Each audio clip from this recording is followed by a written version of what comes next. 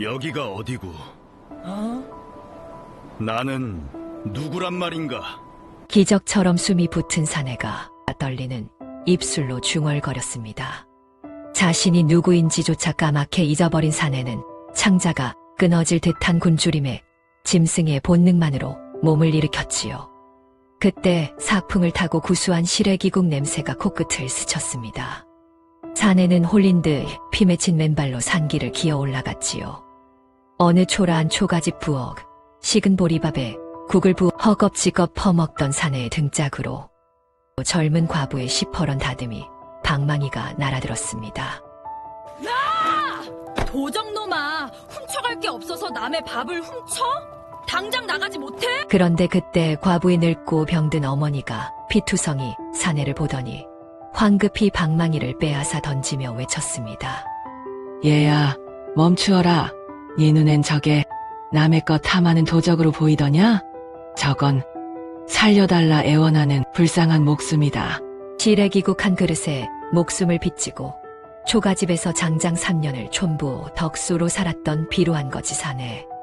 훗날 그가 핏빛 골룡포를 휘날리며 수만 금군을 거느리고 불타는 초가집 연기를 뚫고 나타날 줄 천하에 그 누가 알았겠습니까? 거지를 거두어준 과부와 노모의 운명은 과연 어찌 되었을까요? 어서 오세요. 새벽 야담입니다. 오늘의 이야기는 옛 야담의 뼈대에 제 가슴 속 진심을 더해 창작한 사연입니다. 이야기 속으로 떠나시기 전 구독과 좋아요로 따뜻한 응원 한번 부탁드립니다. 자, 조선 팔도를 뒤집어 놓은 기막힌 운명의 소용돌이 속으로 지금 들어갑니다. 봄이라 하기엔 아직 차가운 바람이 옷깃을 파고들고 그렇다고 겨울이라 하기엔 산등성이 양지 바른 곳에 벌써 풀싹이 고개를 내밀던 그런 이른 봄이었습니다. 북방에 험준하고 깎아지른 듯한 흙빛 절벽 위로 한 무리의 사냥 행렬이 힘차게 내달리고 있었지요. 선두의 선산에는 붉은 골룡포 자락을 거센 산바람에 펄럭이며 백마의 고삐를 두 손으로 강하게 움켜쥐고 있었는데 이 사내가 바로 조선의 임금 이원이었습니다. 굶주리는 백성들의 구휼미를 마련하기 위해 사치스러운 궁궐 생활을 마다하고 직접 사냥에 나선 것이었지요.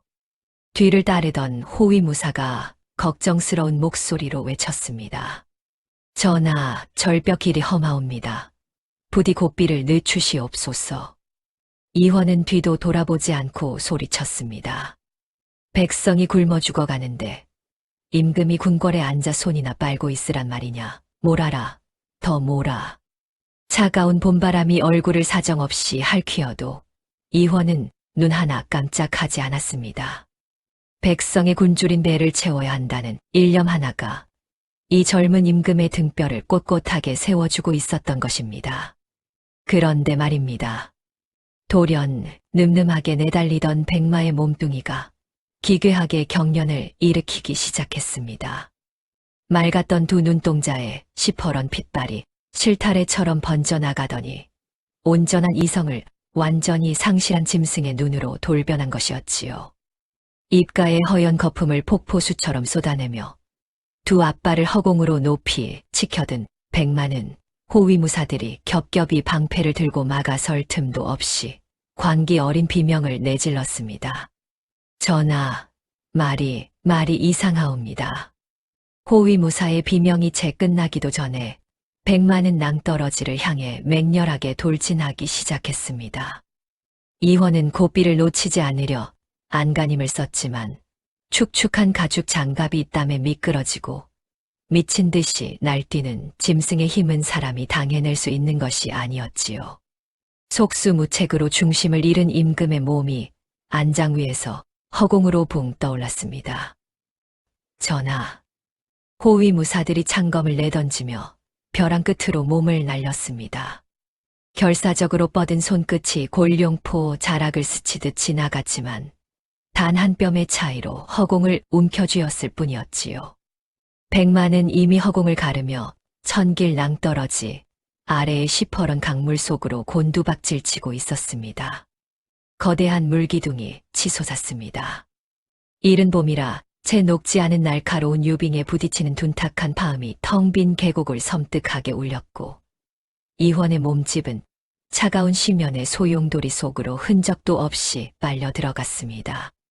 벼랑 끝에서 금군 대장이 갑옷째로 강물에 뛰어들려 하자 부하들이 필사적으로 두 팔을 붙잡았습니다. 대장, 뛰어드시면 아니 되옵니다. 물살이 너무 세옵니다. 이 손 놔라. 전하가 저 안에 계시단 말이다. 금군 대장의 처절한 외침이 절벽 사이를 허무하게 메아리 쳤지만 강물은 아무런 대답도 내어주지 않았습니다. 며칠 뒤 수백 명의 관군과 금군들이 횃불을 들고 강하류를 샅샅이 뒤지며 참담한 수색 작업을 벌였습니다. 강변의 바위를 뒤집고 갈대밭을 헤집고 물살이 닿는 곳이란 곳은 죄다 뒤졌지만 임금의 용체는 끝내 발견되지 않았지요. 거친 강물 한가운데 솟아오른 바위 틈에는 갈기갈기 찢겨 검붉은 피로 얼룩진 골룡포 조각과 임금의 옥대만이 덩그러니 걸려 바람에 위태롭게 흔들리고 있었습니다.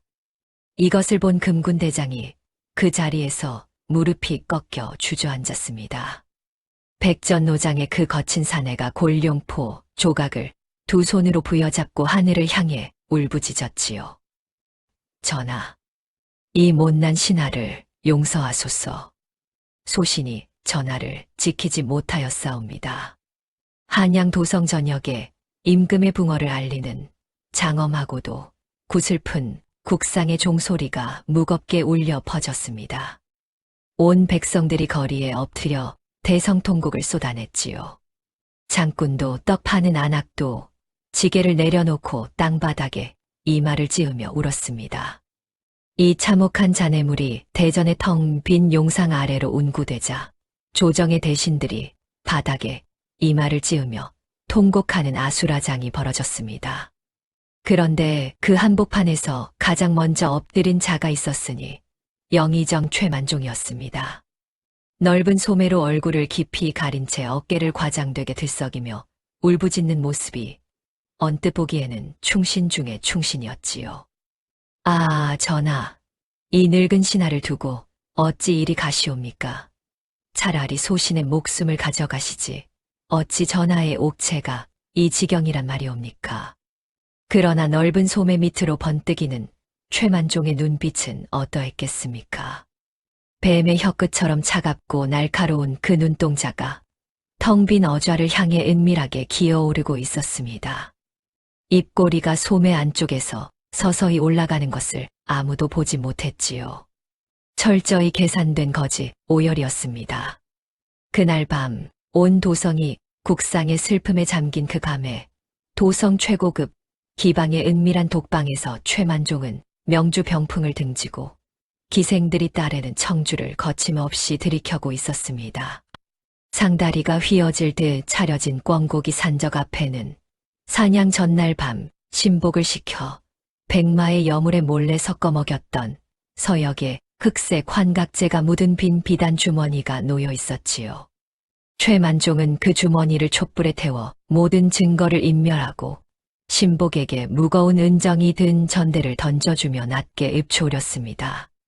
오늘 이후로 니놈의 입에서 한 글자라도 새어나오는 날에는 삼족을 강바닥에 수장시킬 것이다.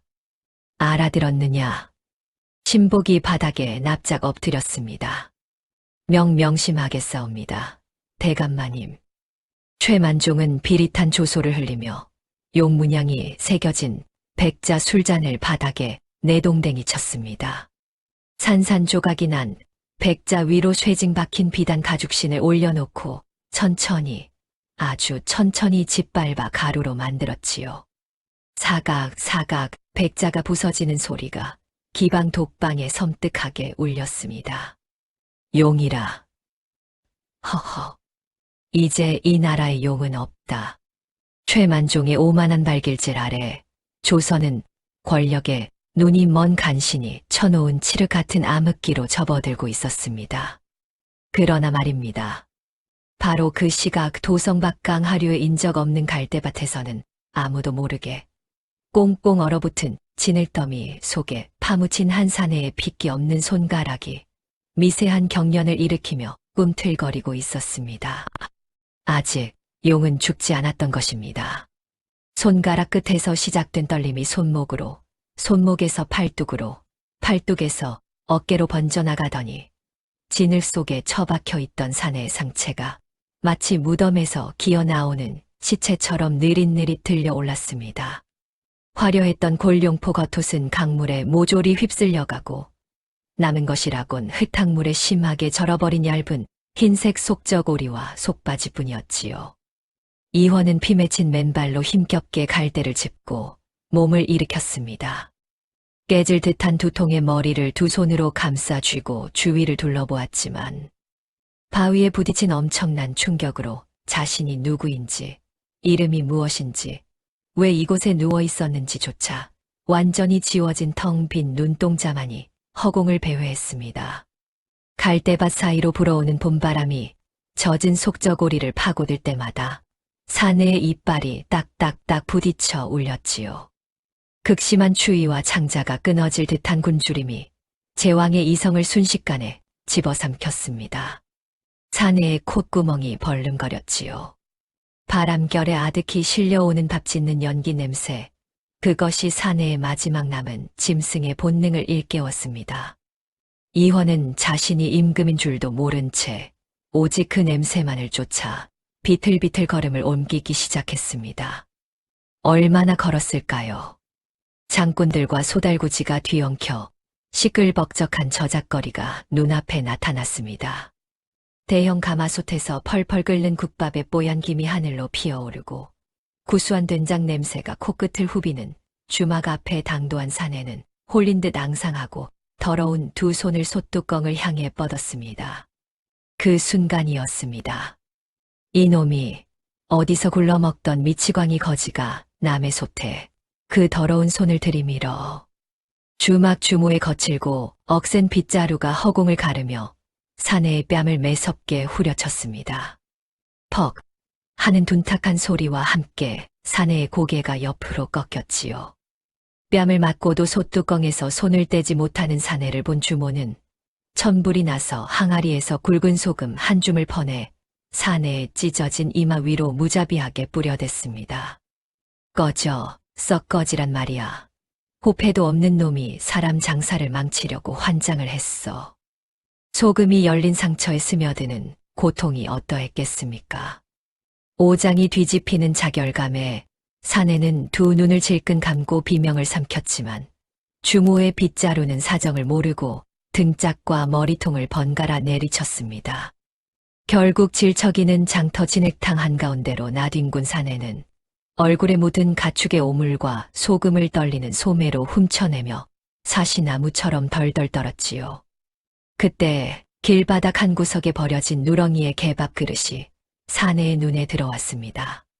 그릇 안에 고깃덩이가 약간 붙은 뼈다귀 하나가 덩그러니 놓여 있었지요. 천하의 조선 임금이 개가 먹다 남긴 뼈다귀를 맨손으로 움켜쥐고 흙 묻은 살점이라도 뜯어내려 이빨을 악물었습니다. 인간의 체면도 제왕의 위엄도 굶주림 앞에서는 한낱이 풀하기만도 못한 것이었지요. 그때였습니다. 길을 요란하게 트는 쇠소리와 함께 화려한 비단 장식의 대형 8인교가 장터의 좁은 길목으로 거만하고 위압적으로 밀고 들어왔습니다. 가마 앞을 호위하던 장사의 발길질에 채여 사내는 다시 한 번 썩은 오물통 옆으로 처박혔지요. 이런 더러운 거지가 대감마님의 행차를 막다니 죽고 싶어 환장을 했느냐. 호위무사가 장검을 뽑아들어 칼등으로 사내의 움푹 팬 복부를 거칠게 내려 찍었습니다. 사내는 고통스러운 단말말을 내뱉으며 배를 부여잡고 쓰디쓴 위액을 쏟아냈지요. 먹은 것이 없으니 나오는 것이라곤 시큼한 물뿐이었습니다. 그때 가마창이 반쯤 열리더니 안에서 느릿느릿 고개를 내민 자가 바로 영의정 최만종이었습니다. 최만종은 흙탕물에 코를 쳐박고 헐떡이는 사내를 내려다보며 입꼬리를 비틀었지요. 즉, 꼴 좀 보게. 사람이냐 짐승이냐. 저런 것이 거리에 굴러다니니 도성의 체면이 말이 아니로군.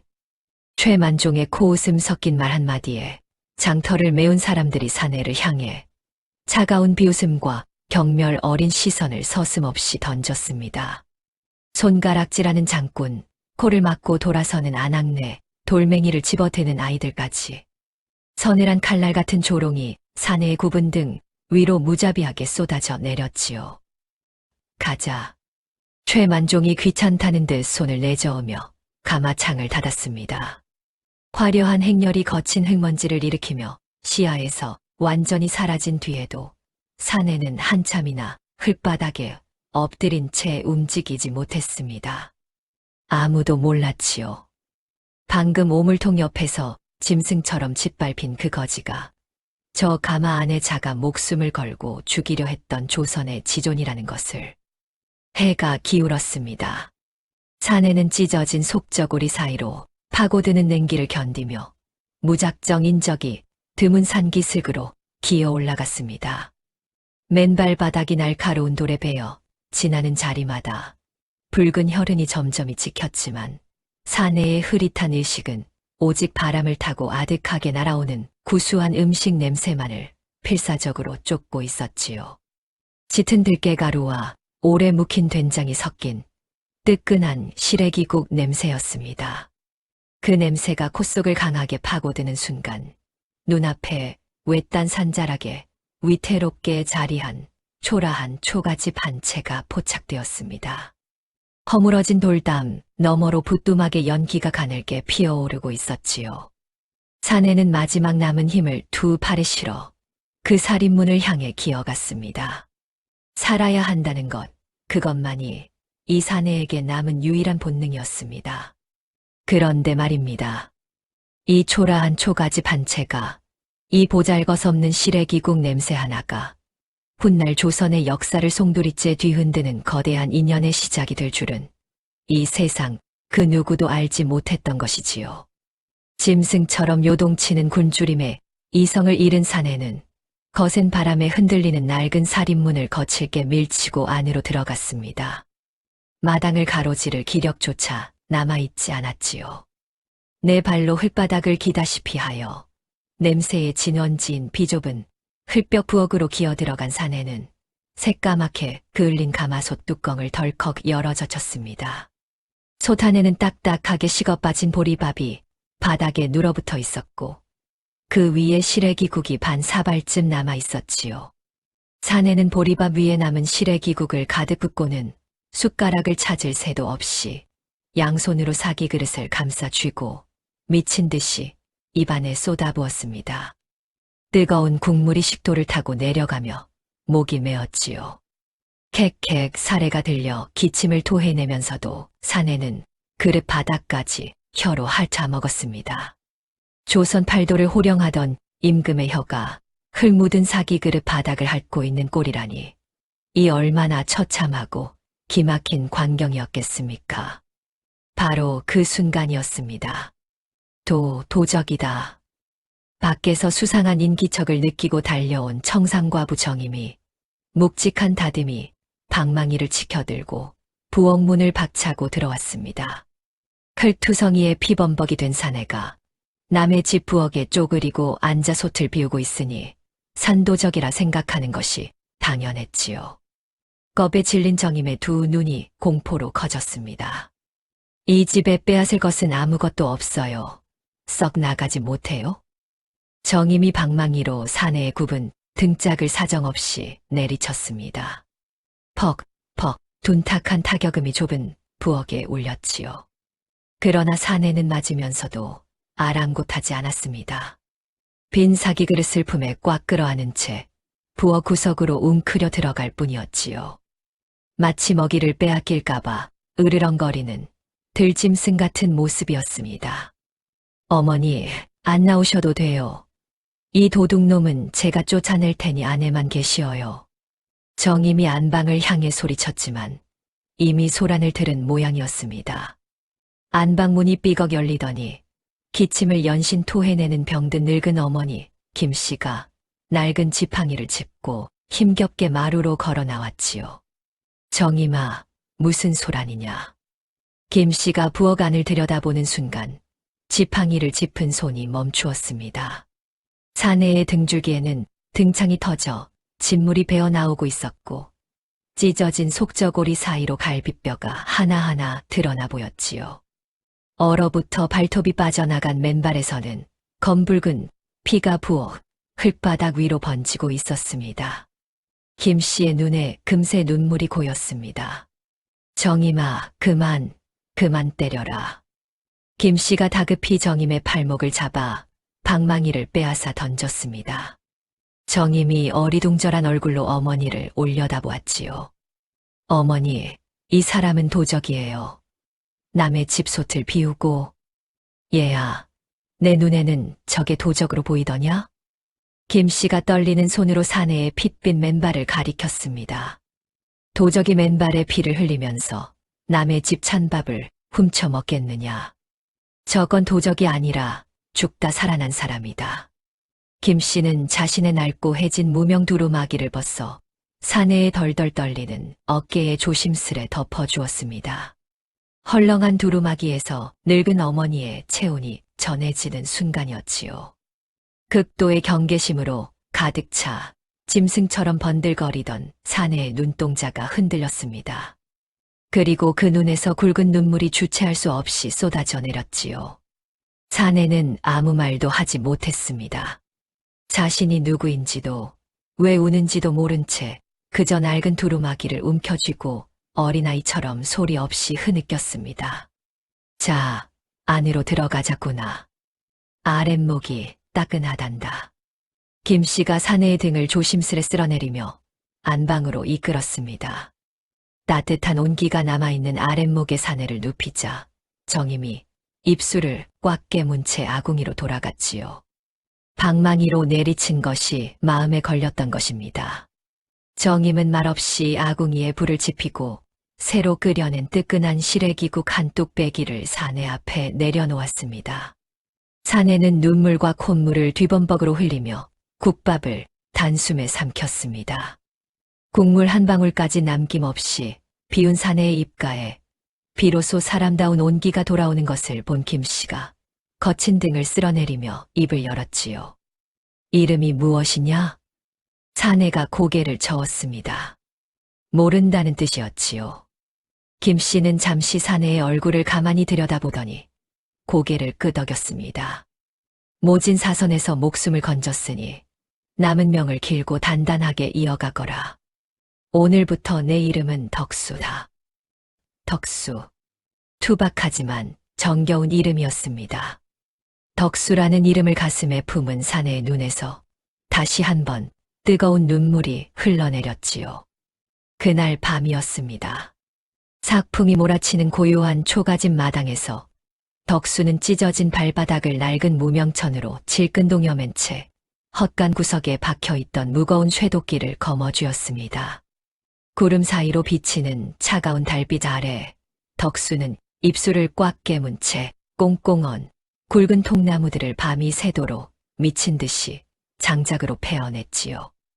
말을 할 수 없었습니다. 이름도 과거도 자신이 누구인지도 모르는 사내가 은혜를 갚을 수 있는 방법이라곤 오직 제 몸을 부수는 것뿐이었으니까요. 퍽퍽 도끼가 나무를 쪼개는 소리가 적막한 산골짜기에 밤새도록 메아리 쳤습니다.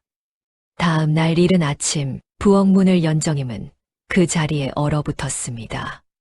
마당 한편에 한겨울을 거뜬히 날 만큼 산더미처럼 정갈하고 가지런하게 쌓여있는 장작 무더기가 눈에 들어온 것이었지요. 정임은 입을 다물지 못했습니다. 이걸 밤새 장작더미 옆 흙바닥에 덕수가 지쳐 쓰러져 잠들어 있었습니다. 핏기 없는 소나귀에는 밤새 터진 손바닥에서 흐른 피가 검게 엉겨붙은 낡은 도끼자루가 단단히 쥐어져 있었지요. 잠결에도 그 도끼를 놓지 못하는 사내의 모습에 정임은 코끝이 시큰해지며 가슴 한구석이 뜨거워지는 것을 느꼈습니다. 정임은 말없이 다가앉아 아궁이에서 데운 따뜻한 물수건으로 덕수의 굳은 살 박인 손을 정성껏 닦아주었습니다. 터진 물집에서 배어나온 핏자국을 한 올 한 올 닦아내는 정임의 눈가에 깊은 연민과 굳은 신뢰의 미소가 번졌지요. 이윽고 아침상이 차려졌습니다. 다시 오른 구수한 들깨, 시래기국을 마주한 덕수는 숟가락을 쥔 채 정임의 맑은 눈을 곧게 바라보았습니다. 입이 열리지 않는 대신 눈빛이 말하고 있었지요. 평생 이 국을 지키는 든든한 기둥이 되겠다고. 그 무건의 다짐을 굳은 눈빛으로 맹세하는 덕수의 손에서 나무 숟가락이 미세하게 떨리고 있었습니다. 정임은 그 떨림을 보고도 모른 척 조용히 국그릇에 시래기를 한 수저 더 떠 얹어 주었지요. 이렇게 한 그릇의 시래기국으로 시작된 인연이 두 사람의 가슴에 조용히 그러나 단단하게 뿌리를 내리기 시작한 것이었습니다. 피 맺힌 절규가 강물에 씻겨 내려간 지 어느덧 3년의 세월이 흘렀습니다. 3년이면 강사는 못 바꿔도 사람 하나는 완전히 바꿔놓는 법이지요. 한없이 곱고 부드러웠던 덕수의 얼굴은 3년의 떼약볕과 비바람에 짙게 그을려 깊은 주름이 패였습니다. 붓을 쥐고 어피를 휘갈기던 섬세한 손가락은 괭이질과 도끼질로 바위처럼 거대하고 단단한 굳은 살이 박혀 어디에서 보아도 태어날 때부터 흙을 만지며 살아온 산골 촌부의 손이었지요. 덕수는 제 몸짓만 한 거대한 지게에 캔 산나물과 땔감을 가득 짊어지고 험한 산길을 가뿐히 오르내렸습니다. 매년 낡은 초가집 지붕의 이형을 새로 엮어 비바람을 완벽히 막아내고 울타리가 기울면 산에서 나무를 베어다 곧게 세우고 부엌 아궁이에 금이 가면 진흙을 이겨 손수 발랐지요. 어느 모로 보나 이 산골짜기에서 가장 든든한 가장이었습니다. 아침이면 백발이 성성해진 김씨 노모의 입가에 쓴 약사발을 조심스레 대령하고 김씨의 등을 살살 두드려 기침을 가라앉혀 드렸지요. 덕수가 약사발을 건네며 무뚝뚝하게 한마디 했습니다. 어머니, 오늘은 기침이 좀 덜하신 것 같소. 김씨가 약사발을 받아들며 주름 가득한 눈가를 찡그렸습니다. 이놈아, 네가 의원이냐? 듣기 좋은 소리 하지 말고 어서 밥이나 먹어라. 예, 어머니. 덕수는 씩 웃으며 마루로 나왔습니다. 그 옆에서 정임이 수선해준 해진 집신을 내밀었지요. 덕수는 정임이 밤새 엮어준 집신을 매만지며 한없이 평온한 미소를 지었습니다. 고소한 된장 냄새가 진동하는 마루에 앉아 시래기국을 크게 떠먹은 덕수는 정임의 거칠어진 손등을 자신의 투박한 두 손으로 덮어 쥐었습니다. 아무 말도 하지 않았지요. 그저 손을 잡는 것만으로 충분한 3년 세월이 빚어낸 소박한 촌부의 일상이었습니다. 그런데 말입니다. 같은 시각 도성 한복판의 풍경은 이 평온한 산골짜기와는 천지 차이였지요. 영의정 최만종의 99칸짜리 으리으리한 대저택은 어린 꼭두각시 왕을 세워두고 무소불위의 권력으로 기형적인 번성을 누리고 있었습니다. 저택 안쪽에 마련된 거대한 10여 개의 곳간에는 조선 팔도에서 긁어모은 토지 문권과 수만 석의 쌀가마니가 천장까지 닿을 만큼 쌓여 있었지요. 쌀가마니 사이로 쥐떼가 들끓고 썩은 내가 진동했지만 최만종은 눈 하나 깜짝하지 않았습니다. 썩든 말든 남에게 줄 바에야 썩히는 쪽을 택하는 것이 이 간신의 본성이었으니까요. 그러나 대문 안쪽의 풍경은 그야말로 탐욕이 빚어낸 생지옥이었습니다. 최만종은 매일 밤 시퍼런 강물에 빠져 퉁퉁 부은 이원의 원기가 자신의 목을 조르는 끔찍한 환촉에 시달렸지요. 으아, 저리 가란 말이다. 한밤중에 짐승 같은 비명을 지르며 안방 바닥을 나뒹구는 최만종을 시중드는 하인들이 붙잡아야 했습니다. 3년간 극도의 불안과 망상에 갉아먹힌 최만종은 안방 사방 벽면에 붉은 주사로 그린 기괴한 부적을 빈틈없이 도배해 놓고 촛불을 하나도 끄지 못한 채 밤마다 발작을 일으켰지요. 급기야 저택 널찍한 마당 한가운데 사람 키만 한 거대한 무당 작두를 설치하고 팔도에서 불러들인 용하다는 만신들이 밤낮 없이 돼지 피를 흩뿌리며 노방울을 흔들어대는 흉기 어린 구판을 벌였습니다. 징소리, 꽹과리 소리, 만신의 날카로운 비명이 뒤섞여 대감댁 담장 밖까지 섬뜩하게 울려 퍼졌지요. 대감마님, 원혼이 물러갔사옵니다. 이제 편히 주무시옵소서. 만신이 피 묻은 방울을 흔들며 아뢰었지만 최만종은 고개를 내저었습니다. 물러가긴 눈만 감으면 그놈의 퉁퉁 부은 얼굴이 코앞에 들이닥치는데 언얼도를 가져와라. 머리맡에 놓지 않으면 눈도 못 붙인단 말이다.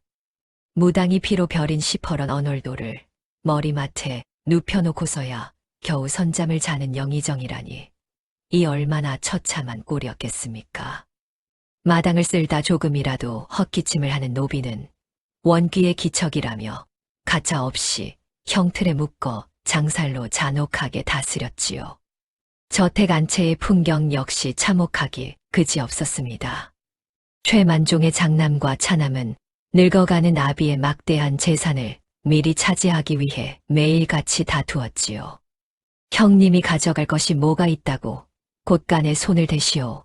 남쪽 전답은 내 것이오. 이놈이 감히 형에게 주둥이를 놀려 아버지 살아생전에 벌써 재산을 쪼개자고 늘 한가운데서 서로의 멱살을 잡고 칼부림까지 벌이는 꼴이었습니다. 선열이 마를 날이 없는 대감댁 지붕 위로는 가문의 철저한 몰락을 암시하듯 검은 까마귀 떼가 날마다 하늘을 까맣게 뒤덮으며 음산하게 날아들었지요. 권력이 썩으면 지붕부터 내려앉는 법입니다. 최만종의 대저택은 겉으로는 금빛으로 번쩍거렸지만 속은 이미 쥐가 갉아먹은 썩은 기둥이나 다름없었지요. 자, 이제 다시 산골짜기로 돌아가 보겠습니다. 철저하게 대비되는 두 공간이었지요.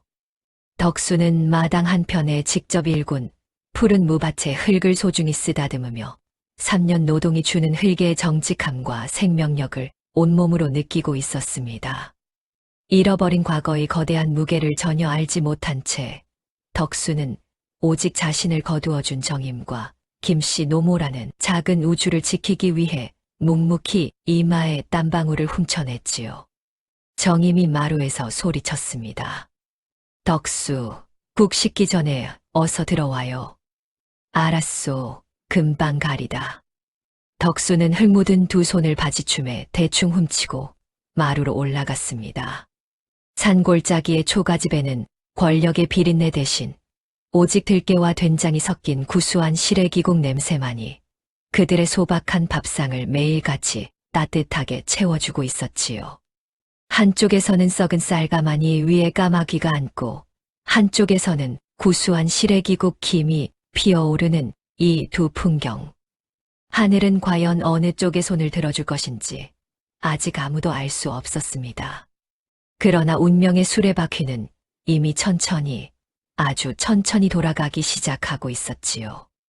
평온하던 산골 마을에 매서운 사풍이 불어닥치던 그의 겨울이었습니다. 김씨 노모의 오랜 병환이 급격히 악화되었지요. 아침 저녁으로 정임이 다려드리던 약초로는 더 이상 버틸 수 없는 지경이었습니다. 어머니 정신 차리세요. 한밤중에 정임의 다급한 비명이 초가집을 뒤흔들었습니다. 김씨 노모가 기침 끝에 시뻘건 피를 한 사발이나 쏟아낸 것이었지요.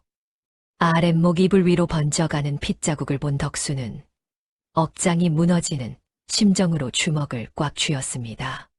정임, 내가 도성장터 약방에 다녀오리다. 어머니, 곁을 지키고 있소. 정임이 덕수의 팔을 붙잡았습니다. 도성까지는 하루 길이에요. 이 추위에 어찌. 어머니가 피를 토하는데 어찌 가만히 앉아있으란 말이오. 덕수는 3년간 애지중지 모아둔 귀한 짐승 가죽 보따리를 짊어지고 동이 트기도 전에 초가집을 나섰습니다.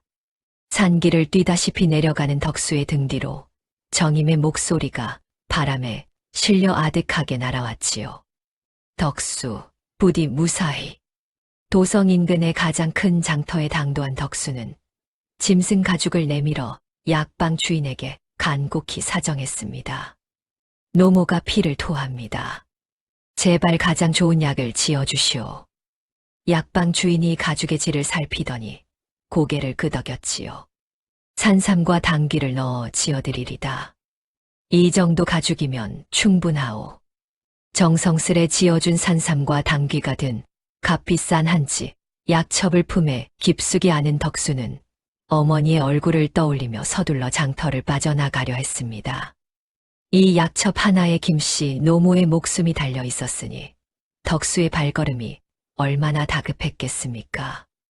바로 그 찰나였습니다. 요란한 논나팔 소리가 장터를 찢어 발겼습니다. 백성들을 겁박하러 나온 최만종의 기마 행렬이 장터로 들이닥친 것이었지요. 영의정 대감마님 행차시다. 길을 비켜라, 길을 비켜. 선두에 선 덩치 큰 사병들이 길을 막는 백성들을 향해 무자비하게 쇠가죽 채찍을 휘둘렀습니다. 채찍에 맞은 장군이 피를 뿜으며 쓰러지고 좌판의 광주리들이 공중으로 날아가며 장터는 순식간에 비명이 난무하는 아수라장으로 변했지요. 피해, 어서 피해. 사방에서 터져나오는 비명 속에 인파가 밀물처럼 밀려왔습니다. 덕수는 약첩을 품에 꼭 안은 채 피하려 했지만 뒤에서 밀려드는 인파의 발이 걸려 비틀거렸지요. 그 순간 사병의 채찍이 허공을 가르며 덕수의 넓은 등짝을 정통으로 갈랐습니다. 찢어지는 고통에 덕수의 무릎이 꺾이며 흙바닥으로 둔탁하게 고꾸라졌습니다.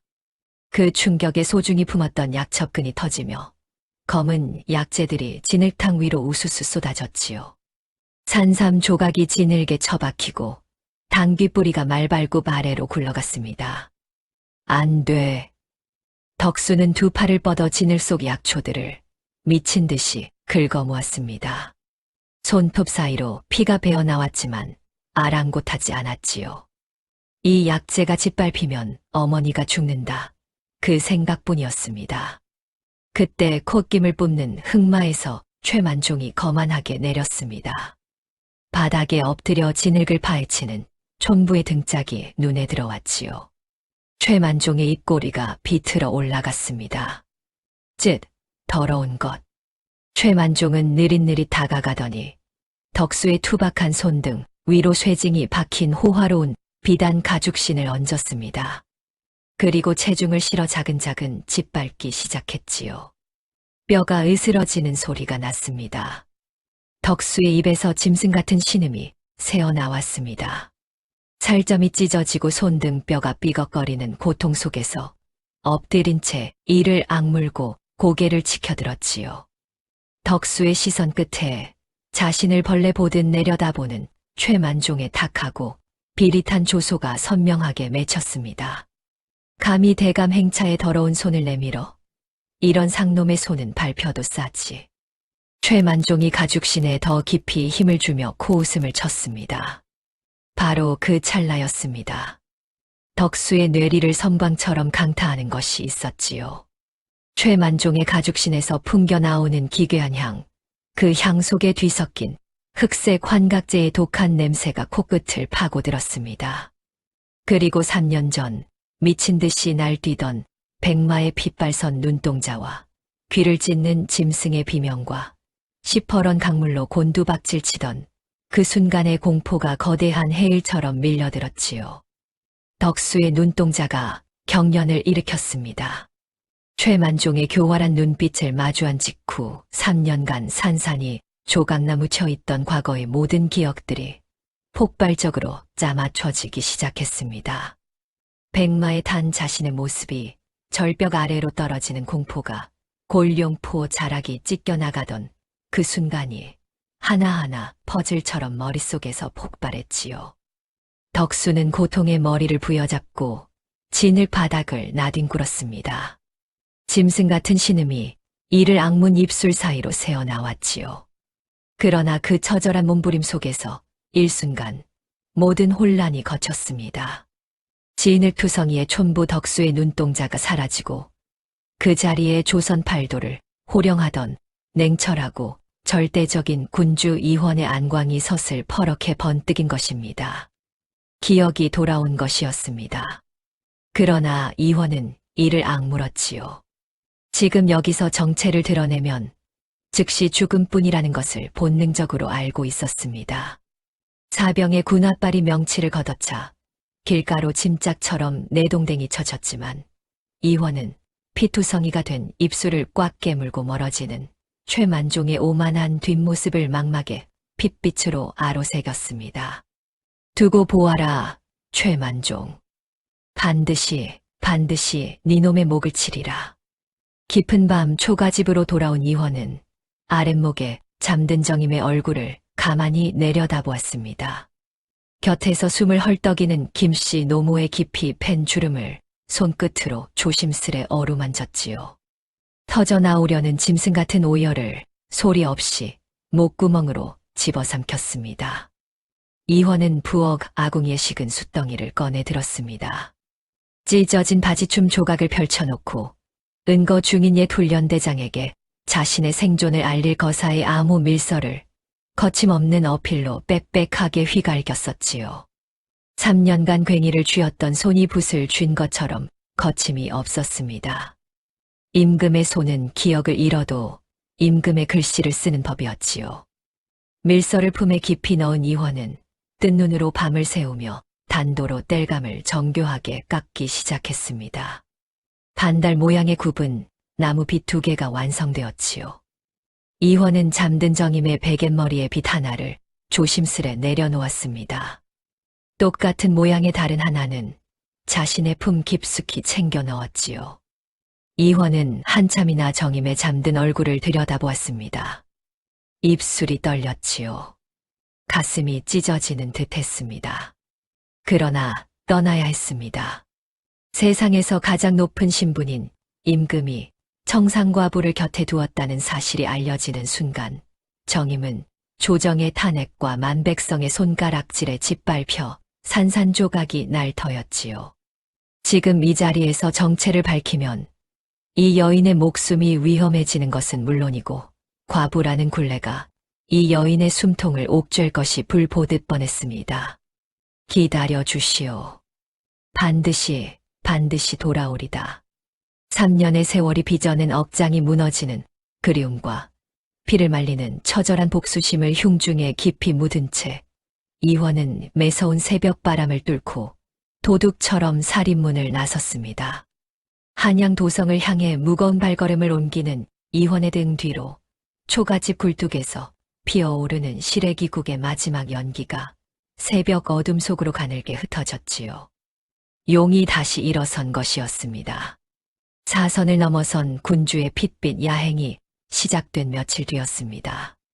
어둠이 짙게 깔린 도성 외곽, 지붕이 반쯤 내려앉은 버려진 폐가 안에서 한 사내가 칼을 품에 안은 채 벽에 등을 기대고 있었지요. 한때 조선 최정예 금군을 지휘하던 옛 훈련대장이었습니다. 최만종이 정권을 틀어쥔 뒤 역적의 누명을 쓰고 쫓겨나 3년을 이 폐가에 숨어 이를 갈며 때를 기다리고 있었던 것이지요. 그날 밤 폐가에 삐걱거리는 문틈으로 한 사내가 몸을 밀어 넣었습니다. 클투성이 촌부 행색에 핏자국이 얼룩진 사내를 본 훈련대장이 칼자루를 움켜쥐며 벌떡 일어섰지요. 누구냐? 한 발짝이라도 더 들어오면 목을 친다. 사내가 대답 대신 찢어진 저고리를 벌려 가슴팍을 드러냈습니다. 왼쪽 쇄골 아래 왕실 혈통에만 나타나는 붉은 반점이 촛불 아래 선명하게 드러났지요. 훈련대장의 칼자루를 쥔 손이 부르르 떨렸습니다.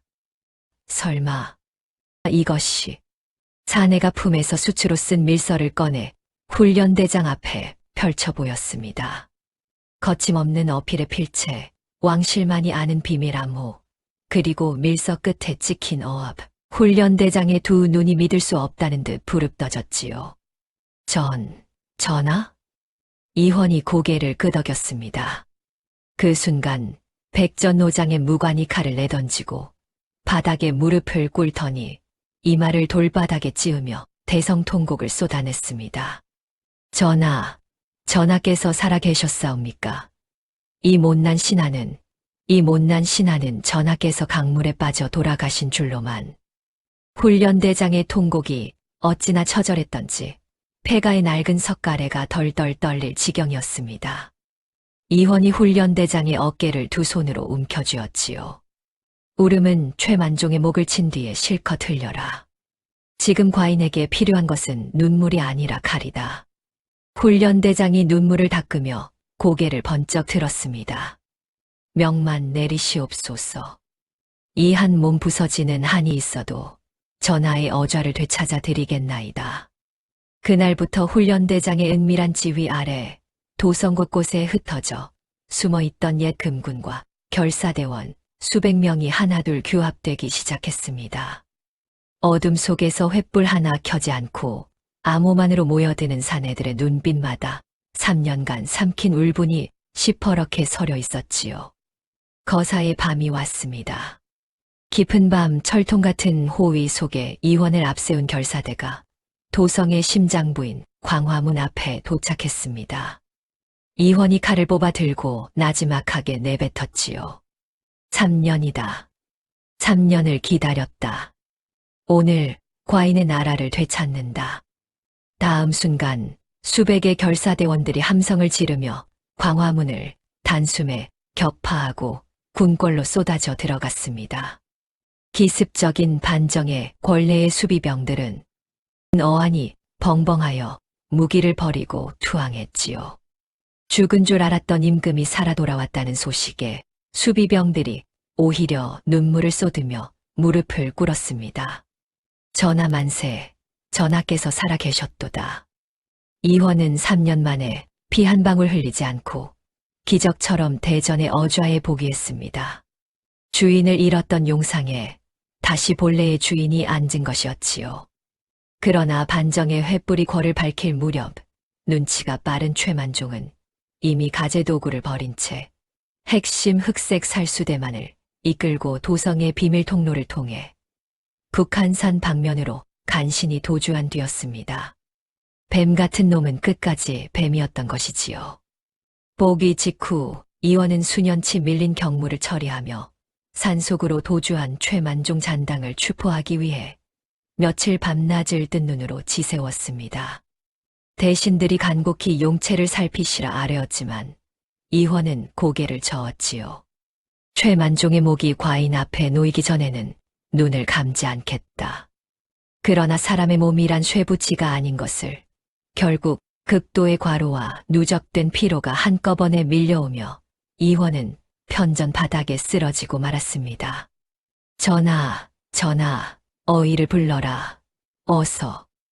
내관들이 기겁을 하며 달려들었지요. 고열로 펄펄 끓어오르는 사경 속에서 내의원이 대령한 진귀한 탕약과 산의 진미가 줄줄이 들어왔지만 이원은 고개를 돌리며 모조리 물리쳤습니다. 치워라. 이것이 아니다. 전하, 무엇을 원하시옵니까? 무엇이든 대령하겠나이다. 이원은 대답 대신 헛소리처럼 중얼거렸지요. 시애기구. 그 냄새. 고열에 시달리는 임금의 감각을 사로잡는 것은 산의 진미가 아니었습니다. 오직 정임이 부뚜막에서 끓여주던 투박한 들깨, 시래기국의 짙은 내음뿐이었지요. 3년간 자신의 영혼을 살려준 그 국 냄새가 죽음의 문턱에서도 이원을 붙잡고 있었던 것입니다. 불현듯 눈을 번쩍 뜬 이원은 자리에서 벌떡 일어났습니다. 비틀거리는 몸을 억지로 추스르며 내관에게 명했지요. 금군별장을 불러라. 극소수의 친위대만 준비시켜라. 전하, 용체가 위중하시옵니다. 어찌 이 밤에. 닥쳐라. 이것은 어명이다. 군주로서의 체면도 목숨의 위험도 모두 망각한 채 이원은 칠흑 같은 어둠을 틈타 궐 밖으로 비밀스러운 야행을 감행했습니다. 거친 숨을 몰아쉬며 당도한 곳은 옛 흙벽 초가집이었지요.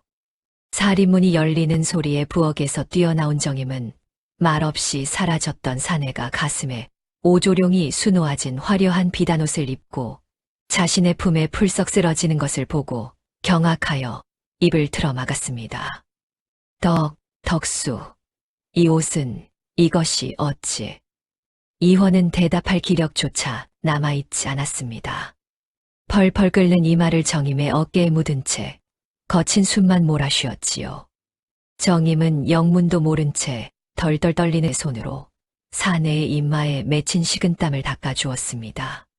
정임의 가는 어깨 위에서 이화는 그제야 무거운 제왕의 짐을 내려놓고 세상에서 가장 평온한 숨소리를 내쉬었지요. 그러나 이 평온은 오래가지 못했습니다.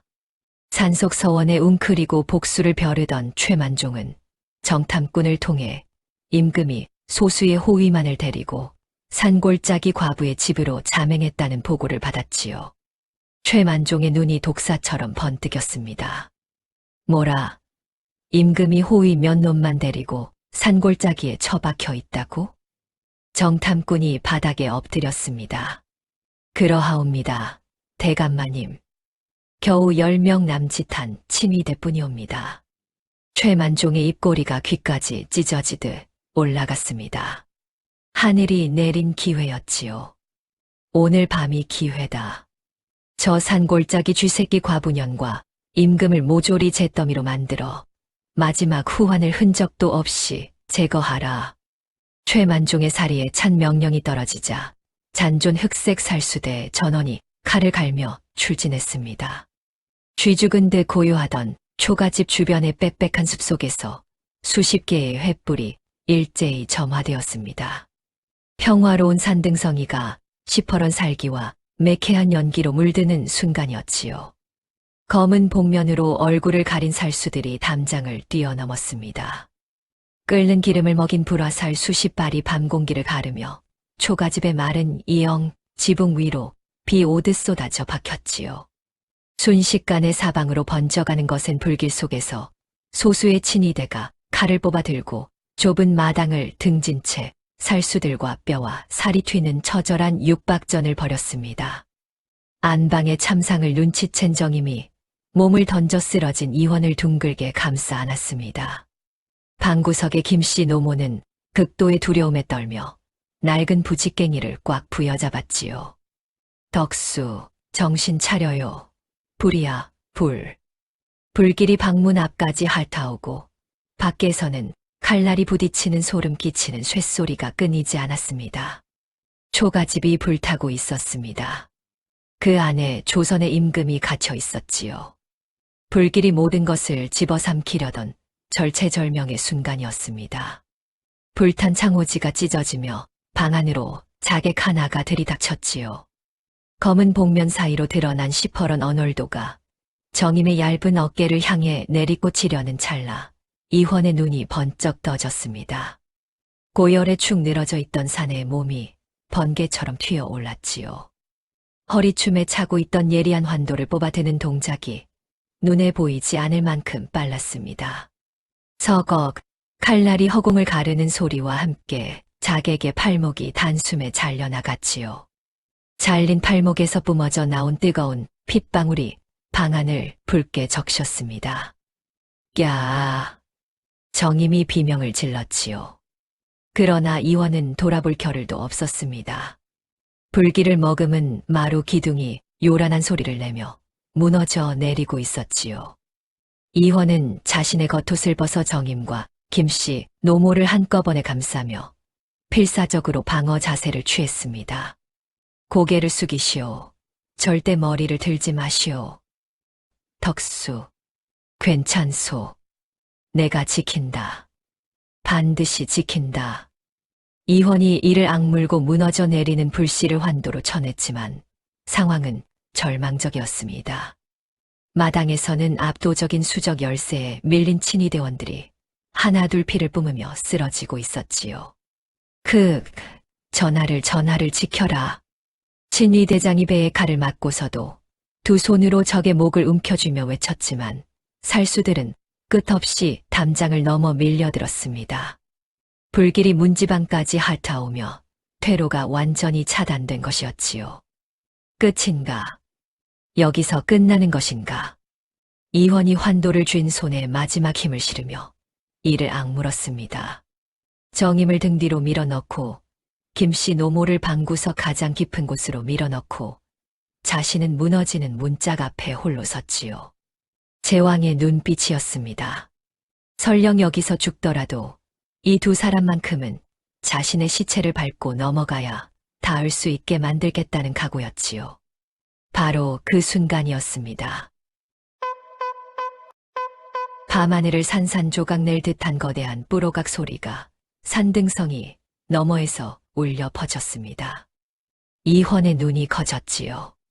이 호각 소리를 이헌은 알고 있었습니다. 금군의 출진 호각이었습니다. 임금의 뒤를 은밀히 쫓아 산자락에 매복해 있던 금군 대장이 산 꼭대기에서 붉은 신호탄을 쏘아 올렸지요. 시뻘건 불꽃이 칠흑 같은 밤하늘을 갈라놓는 순간 산등성이 너머에서 수백 명의 정예 금군이 횃불을 치켜들고 성난 폭포수처럼 초가집 마당으로 쏟아져 내려왔습니다. 금군이다. 금군이 온다. 살수들 사이에서 공포에 질린 비명이 터져 나왔지요. 중무장한 금군들은 사멸횡대로 철통 같은 방진을 치고 화승총과 긴 장창을 일제히 휘두르며 밀려들었습니다.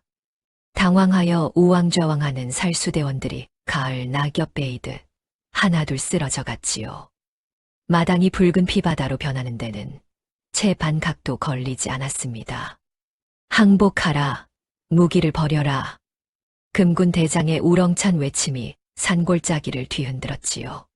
살수들이 칼을 내던지고 바닥에 엎드렸습니다. 끝까지 저항하던 자들은 장창에 꿰뚫려 마당 흙바닥 위에서 마지막 숨을 거두었지요. 자, 이제부터가 진짜 볼만한 대목이었습니다. 산길 아래서 승리를 확신하고 유유히 턱수염을 쓰다듬으며 마당으로 들어서던 최만종이 있었지요. 초가집이 불타는 광경을 바라보며 흡족한 미소를 짓고 있던 참이었습니다. 허허, 깔끔하게 처리되었군. 이제 진짜로 용은 주. 최만종의 말이 목구멍에서 뚝 끊어졌습니다.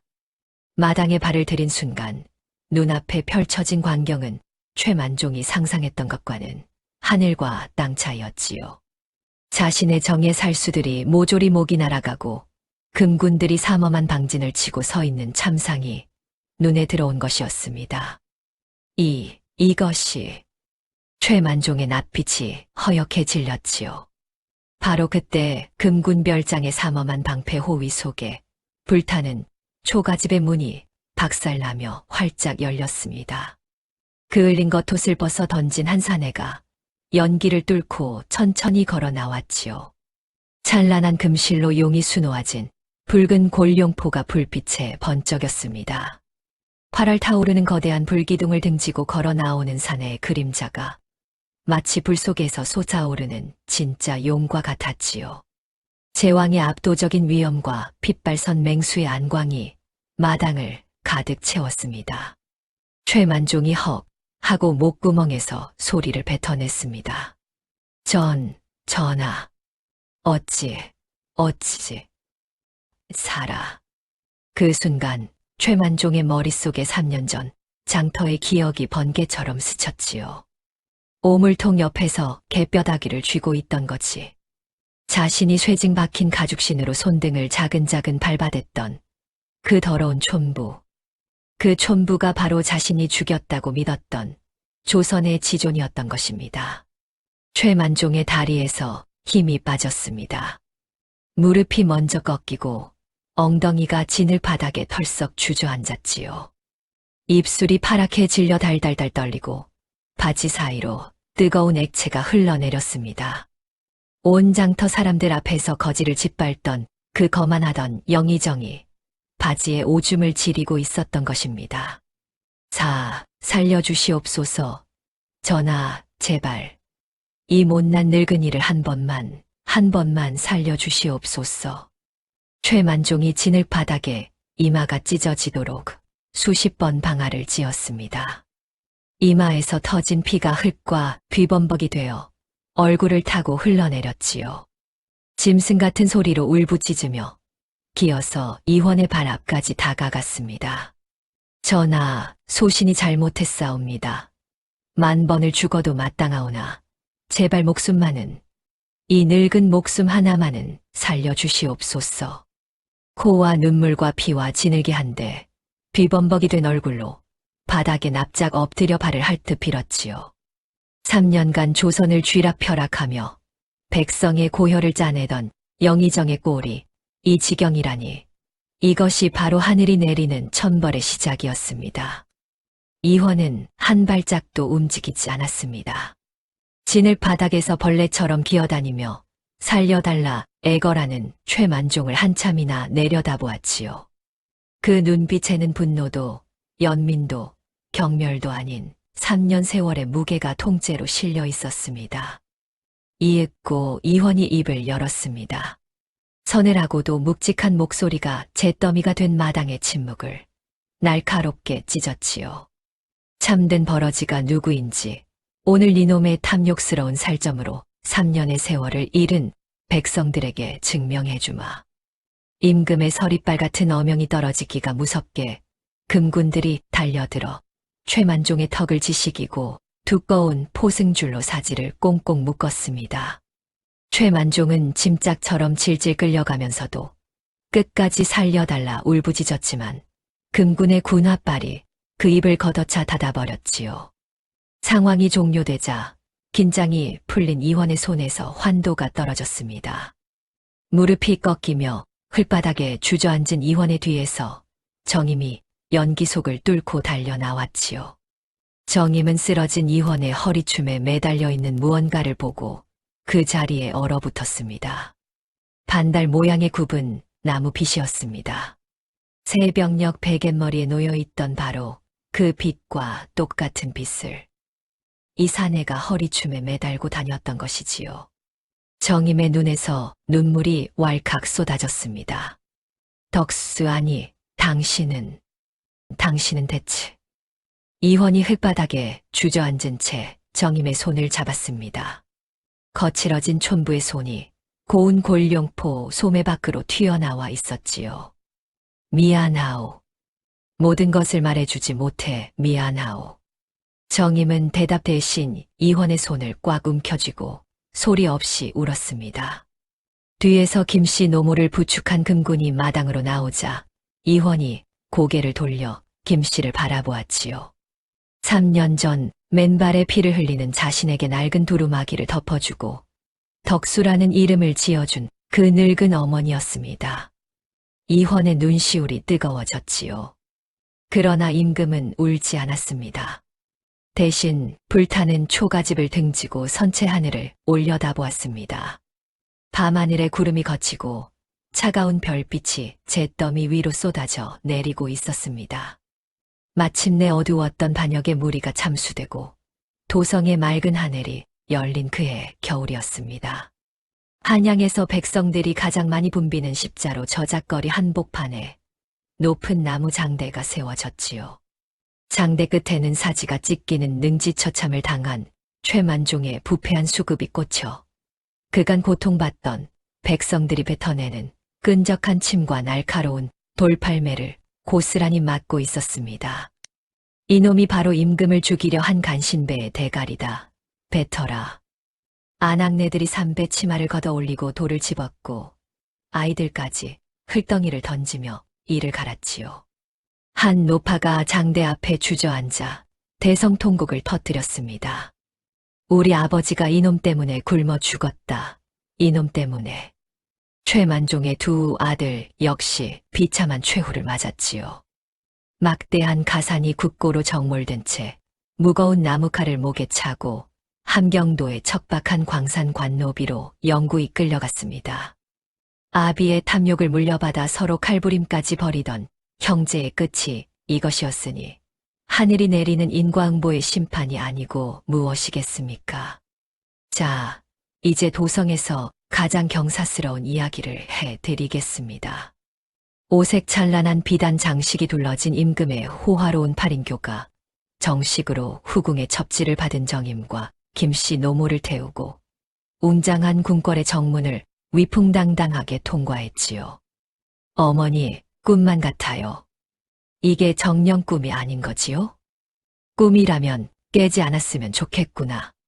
산골짜기 초가집에서 시래기국을 끓이던 청상과부와 병든 노모가 조선 최고의 군벌에 입성하는 순간이었습니다.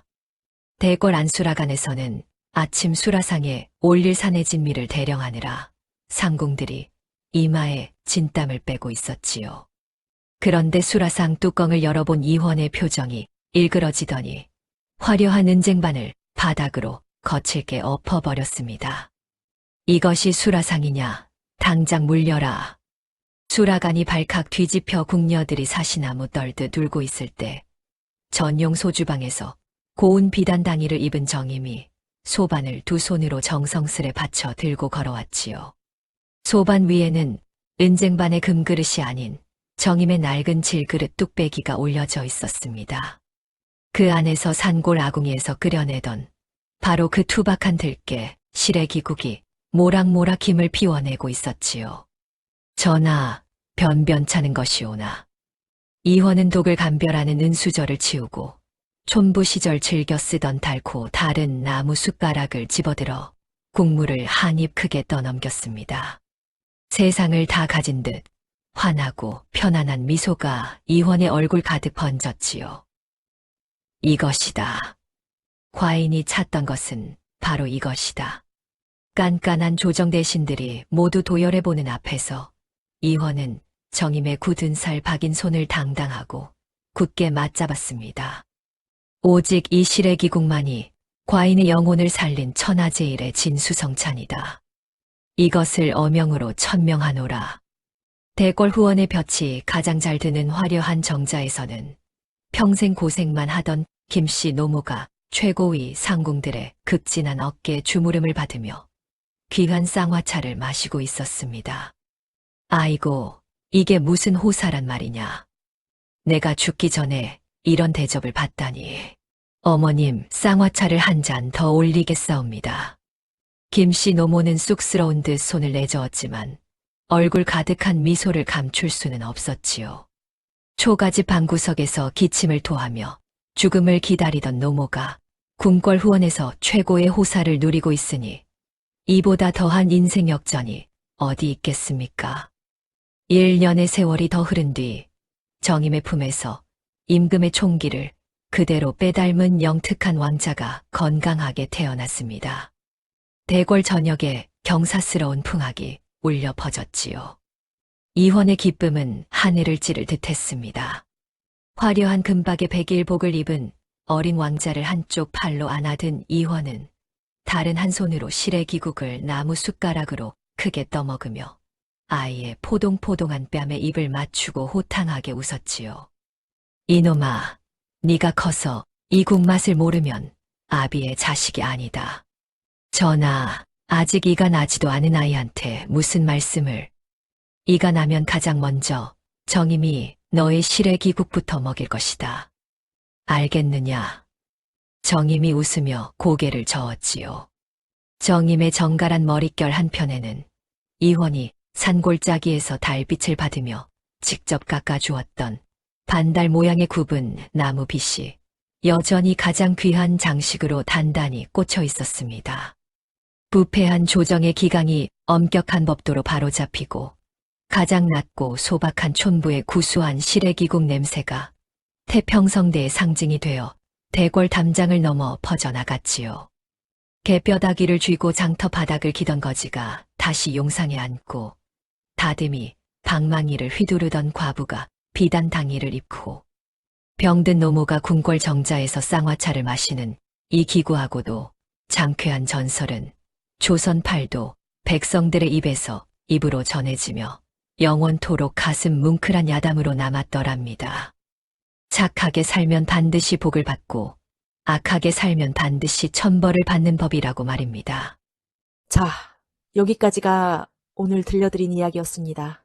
장터 바닥에서 개뼈다귀를 쥐고 짐승처럼 기던 사내가 다시 용상에 앉고 다듬이 방망이를 휘두르던 과부가 비단 당이를 입게 되기까지 참으로 기구하고도 장쾌한 사연이었지요. 착한 마음 한 그릇이 천하를 움직이고 한 그릇의 시래기국이 임금의 목숨을 살린 이 이야기, 여러분의 가슴에도 따뜻하게 남았으면 좋겠습니다. 구독과 좋아요 꼭 한번 눌러주시면 좋은 일만 가득하실 겁니다. 다음에는 더 감동적이고 더 통쾌한 이야기로 찾아뵙겠습니다. 지금까지 새벽 야담이었습니다. 감사합니다.